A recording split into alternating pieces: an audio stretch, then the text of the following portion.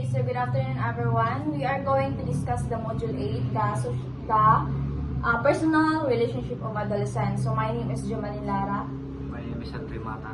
And so we are going to discuss first the social self. So social self is refers to how we perceive ourselves in relation to others. So in simple words, how we are going to interact with someone na turns into relationship. So mauna ang social self. So your self consists of two elements, the self-schemas and possible self. So ang self-schemas is or how you define yourself. So giunsa man yung pag-define inyong kaugalingon. So parted ba ka, kulang ba ka og confident or overcome ka ng dako kay confidence sa imong kaugalingon. So mao na ang self-schemas, giunsa nimo pag-define ng imong kaugalingon. So ang possible self, who you might become possible selves include a dream of become. So like for example, ang imong possible self is ganan kami mong teacher or ganan kami mong guro. So gi-imagine nimo ang imong kaugalingon nga nagtudlo sa mga bata. So mao na imong possible self. Like imong gi-imagine ang imong possible self is ang imong dream. So gi-imagine na ka nga naa ka ng aktuhan. So mao na ang possible self.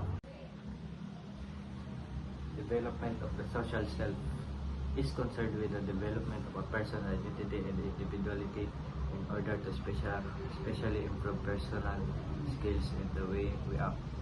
Your social self is also influenced by social comparison or comparing yourself to others and seeing how you differ.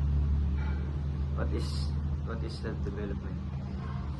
This general self-development is the capacity and action to grow one's self-awareness, abilities, talents, and skills in order to improve one's quality of life. Next, self-knowledge. It refers to knowledge of one's own mental states, processes, and disposition. Self-knowledge is a broad term which implies the awareness of one's feelings, attributes, motivation, and abilities. Self-esteem, the overall sense of self-worth that we use to evaluate traits or abilities. The self-esteem comes from learning to accept who we are by seeing the insufficiencies and still choosing to like ourselves. So natay sample of self-esteem, the way we feel about ourselves. So natay healthy social interactions and naapo tay higher self-esteem. Self-rejection motivate us to meet others' expectations, therefore maintaining or increasing our self-esteem. The self-rejection is the act of rejecting yourself to avoid others rejecting you. Narcissism have a high self-esteem, but their self-centeredness often leads to relationship problems over time. Narcissism is a mental health condition that affects how you view yourself and relate to others. Perceived self-control.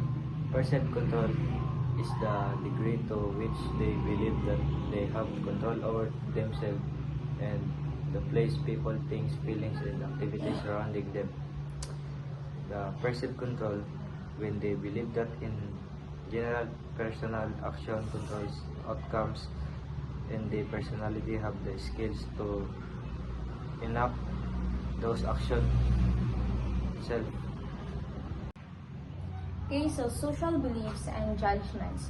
So the process of using information to understand others and the social world is called social cognition. So ang social beliefs and judgment is like for example, gadako ka sa nature nga dili mo tuong ang education is importante. So like ang imuha pong mindset is nganong mas pila pa ko nga dili man di importante ang education. Nganong man di og bonarbaho na lang ko is makakwarta pa ko. Like ang education is kakapoy-kapoy na lang na, ang pag-eskwela is kakapoy-kapoy na lang na. So nakadepende na sa imong nature nga gidakuan or nakadepende na sa imong family nga giusa kanila pag pasabot. Mao na social beliefs and judgments. So ang priming is unconsciously affect how people think as well as how they act. So kung ano siya like how people think as well as giunsa nila pag-act ang usa ka certain situation.